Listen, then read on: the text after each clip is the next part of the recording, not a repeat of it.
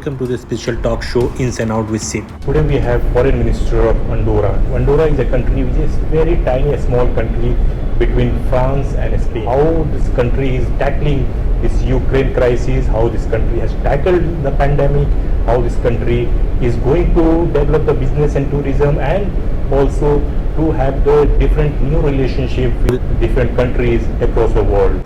Madam, being a foreign minister of a small and peaceful European country with no military power, how do you see this Russia-Ukraine crisis?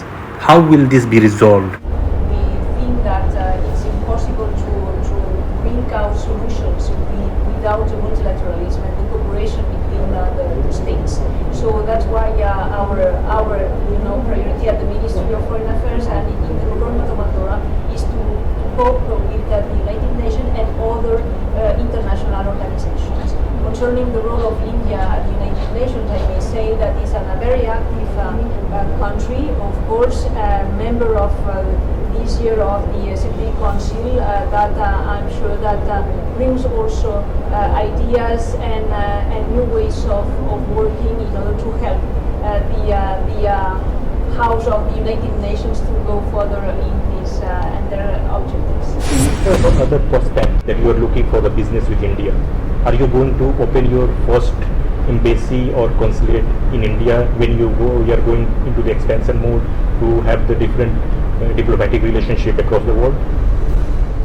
Well, for the time being, we need to work with the missions that are open mainly in Europe. We have to think and we have to analyze the possibility to open other embassies, but for the time being, it's not the case of having decided opening any embassy. So that's why we try, to be present here by official visits and to have, the direct contact with the authorities. So that's the first step. Maybe in the future it will be possible for us to open other embassies. But the Andorran administration is a very small one. When we think about opening new embassies, we need to bring some people to those embassies. So that's why we have to, and we need to go step by step in this procedure. Andorra is a microstate and Europe has seen multiple volatility in that region. And the recent crisis between Ukraine and Russia is also creating lots of problems there. What is your observation? Well, in Andorra, of course, we cannot accept the violation from one state to another of the international law. So that's the point of going on that situation. And Andorra has adopted some sanctions against Russia following the position of the European Union. Andorra also has welcomed some refugees from Ukraine that permit them to give some health and social affairs good conditions for them and give them the opportunity also to integrate as well as possible in our country. Surging price of commodity is affecting each and every citizen. What are the measures your country is taking to counter inflation due to this crisis? Inflation is one of the consequences of the war, and we, as a government of Andorra, decided to adopt a special law to give the opportunity to the people of Andorra to have more facilities in order to face this situation of raising of the prices. For example, we permit the increase of the wages that were the lowest wages. We also had a new policy in order to permit the public transportation to be free of charge. And there are some financial help in order to help the people with less wages to face this critical situation. The Ukraine and Russia crisis, you supported Ukraine. What were the factors to take a decision and back Ukraine?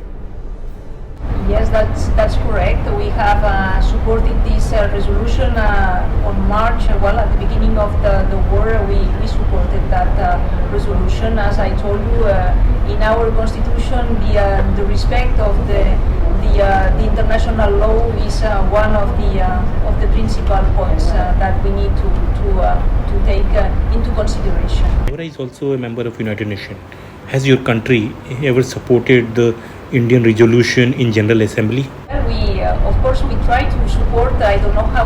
Now I do not have in mind the decisions or resolutions that India has presented, but of course we have a very good cooperation with the mission of India at the United Nations, and we try to follow up and to cooperate as far as we can with India.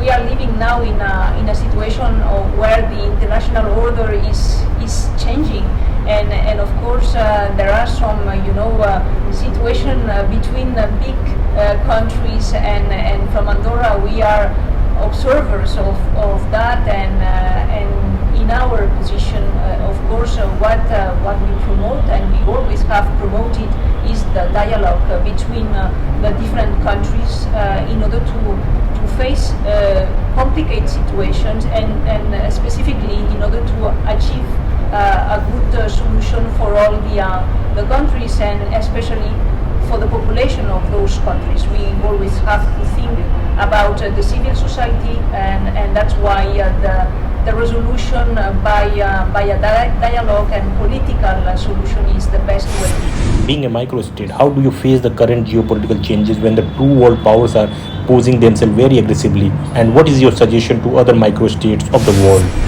Well, what we can say is that we need to observe in a very precise way how the world is going. That's why the fact that Andorra is part of international organization, that's its clue, and its clue also to defend the principle of the international organizations, the multilateralism that is for us microstate an incredible tool that permits to see how the evaluation of the situation is going on. At last, I would like to know your expectation from India and also about the future bilateral relationship with Andorra. Bilateral cooperation between India and Andorra. So that is the first step, hopefully, of a long and a stronger cooperation between our two countries. And of course, we are seeking to develop the economic, fiscal, cultural cooperation between India and Andorra. Thank you very much. So this was a special talk with the Foreign Minister of Andorra. We'll bring another delegates in the next talk show.